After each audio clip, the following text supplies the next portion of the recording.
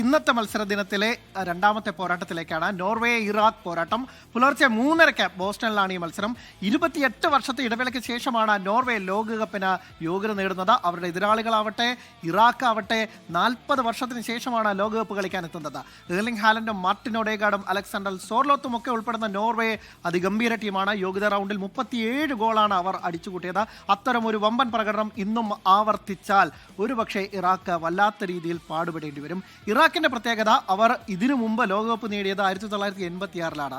അന്നും മെക്സിക്കോയായിരുന്നു ആതിഥേയരായിട്ടുണ്ടായിരുന്നത്. മെക്സിക്കോ സഹ ആതിഥേയരാകുന്ന മറ്റൊരു ടൂർണമെന്റിന് കൂടി ഇറാഖ് യോഗ്യത നേടുന്നു എന്ന വല്ലാത്തൊരു കൗതുകമുണ്ട്. അതോടൊപ്പം തന്നെ ഈ ലോകകപ്പിൽ ഏറ്റവും അവസാനമായി യോഗ്യത നേടിയ ടീമും ഇറാഖാണ്. അപ്പോൾ എന്തായാലും ഇറാഖിന് നോർവേയുടെ ആ ഗോളടിക്കൂട്ടത്തെ തടഞ്ഞു നിർത്താൻ സാധിക്കുമോ?